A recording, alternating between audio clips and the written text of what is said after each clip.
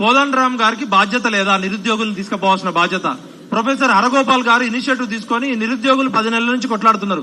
కోదండరామ్ గారు, హరగోపాల్ గారు, నేను మేమంతా కలిసి పౌర సమాజం అని పెట్టుకుని కాంగ్రెస్ పార్టీని అధికారంలో తీసుకోవడానికి మా ఇంటికి స్వయంగా దీపాదాస్ మున్షి గారు, అజయ్ కుమార్ గారు వచ్చి 3 నెలలు మా చుట్టూ తిరిగిరు.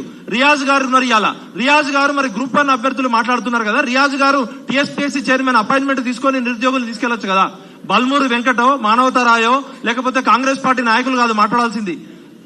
టీఎస్పీఎస్సీ అనేది రాజ్యాంగబద్ధమైన సంస్థ. టీజీపీఎస్సీ అనేది అట్లాంటి స్వయం ప్రతిపత్తి గల సంస్థ గురించి ముఖ్యమంత్రి కూడా మాట్లాడకూడదు.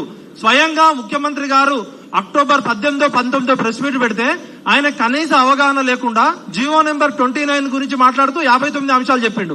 55 గురించి మాట్లాడుతూ 29 అంశాలు చెప్పిండు.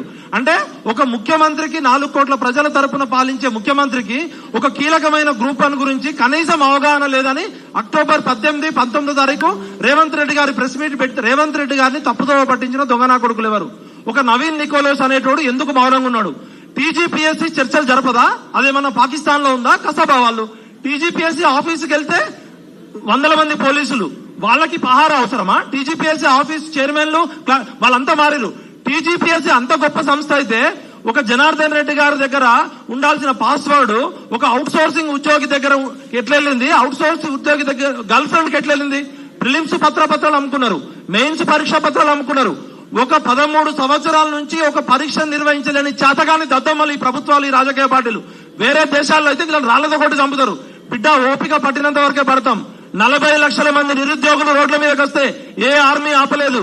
అన్ని రాజకీయ పార్టీలకి సీరియస్ వార్నింగ్ ఇస్తున్నాం. తెలంగాణ భూమిపుత్రులుగా మాకు ఇక్కడ ఉన్న వాళ్ళకి ఏ రాజకీయ పార్టీలతో సంబంధం లేదు. మేము తెలంగాణ వాదులుగా, తెలంగాణ మట్టి పుత్రులుగా చెప్తున్నాం. మంచి చేస్తే నెత్తిన పెట్టుకుంటాం, తప్పు చేస్తే బండకేసి బాద్దాం. బండి సంజయ్ అన్న, మీరు ఆ రోజు అరెస్ట్ అయ్యారు కదా కేంద్ర హోంశాఖ మంత్రిగా ఉండి. మరి బీజేపీ నాయకులు ఎందుకు మాట్లాడట్లే? బీజేపీ నాయకులు ఎందుకు సుప్రీంకోర్టులో, హైకోర్టులో పిల్లలకి డబ్బులు ఇవ్వట్లే? ఎందుకు కాంగ్రెస్ పార్టీ నాయకులు మాట్లాడట్లే? ఇవాళ రాష్ట్ర ప్రభుత్వమే ఒక నిరుద్యోగుల తరపున అడ్వకేట్లను పెట్టొచ్చు కదా. రాష్ట్ర ప్రభుత్వము నిమిషానికి లక్షల రూపాయల అడ్వకేట్లను పెడుతుంది తెలంగాణ నిరుద్యోగులకు వ్యతిరేకంగా. రోహిత్ అగ్రవాల్ అనేటోడికి ఎస్సీయూ విషయంలో నిమిషానికి 1,50,000 వాడు ఫీజు. టీజీపీఎస్సీ పిల్లలంతా 1,000 రూపాయలు డబ్బులు కట్టారు. ఇలా బుర్రా వెంకటేశం తినే తిండి దగ్గర నుంచి, బుర్రా వెంకటేశం తీసుకునే శాలరీ దగ్గర నుంచి టీజీపీసీ ఉద్యోగస్తులు అందరూ ఈ నిరుద్యోగులు కట్టిన డబ్బులతో బతుకుతున్నారు. 40 లక్షల మంది డబ్బులు కట్టిరు. వీళ్ళు కట్టితే డబ్బులు వీళ్ళకి వ్యతిరేకంగా ఢిల్లీలో లాయర్లను పెడుతున్నారు. ఇవాళ రేవంత్ రెడ్డి ప్రభుత్వానికి సిగ్గు శరం ఉంటే ప్రజాపాలన అని చెప్తున్నాడు కదా. Mister Rahul Gandhi, I'm asking you straight forward. One side you are holding Constitution of India, one side you are destructing the Constitution of India in Telangana. Shame on you, Rahul Gandhi. Shame on you, Priyanka Gandhi. Shame on you, Sonia Gandhi. రాజ్యాంగాన్ని కాపాడుతున్నామని చెప్తున్న ప్రజాపాలనలో GO number 29 ఏ విధంగా వస్తుంది? Gate number 1లోనే SC ST బీసీలను ఏ విధంగా ఆపేస్తారు? కాబట్టి ఆకునూరి మురళి కావచ్చు, కోదండరామ్ కావచ్చు, గంటా చక్రపాణి కావచ్చు, ఎవరైనా సరే, హరగోపాల్ సార్ కావచ్చు, హరగోపాల్ సార్ ఫోన్ చేసి అపాయింట్మెంట్ ఇప్పించచ్చు కదా. మేధావులంతా చచ్చిపోయారా? బతికిలేరా మీరంతా? అంటే పదవులు ఉన్నప్పుడు పెదాలు మూసుకుంటారు. బిడ్డ గుర్తుపెట్టుకోండి, మేము గౌరవం ఇస్తే మీకు ఆ గౌరవం దక్కింది. మేము గౌరవం ఇయ్యని రోజు మీరు పెద్ద మనుషులు గారు, మీరు మేధావులు కాదు, ఉట్టి మేధావులు. ఎవరు సార్ మేధావులు? ఆయనకేం సంబంధం లేదు.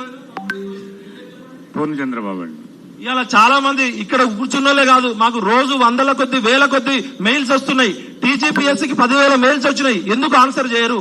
ఈ ప్రపంచ చరిత్రలో ఒక్క ఎగ్జామ్ కి 2 హాల్ టికెట్లు ఎక్కడైనా ఉన్నాయా? యూపీఎస్సీ ఎప్పుడైనా 2 హాల్ టికెట్లు ఇచ్చిందా? యూపీఎస్సీ ఎగ్జామ్ ఓఎంఆర్ షీట్ మీద ఎత్తు, పొడుగు, వయసు, కులము, మతము, ప్రాంతము, డేట్ ఆఫ్ బర్త్ అడిగిందా? కాబట్టి ఇలా చెప్పుకుంటూ పోతే చాలా ఉన్నాయి. ఇప్పటికీ మేము రిక్వెస్ట్ చేస్తున్నాం తెలంగాణ సమాజం తరఫున, నిరుద్యోగులారా భయపడకండి. బండి కట్టి ఏ బండిలో పోతావు కొడక, నైజాము సర్కార్ రోడా, నాజీల మించి రోడా,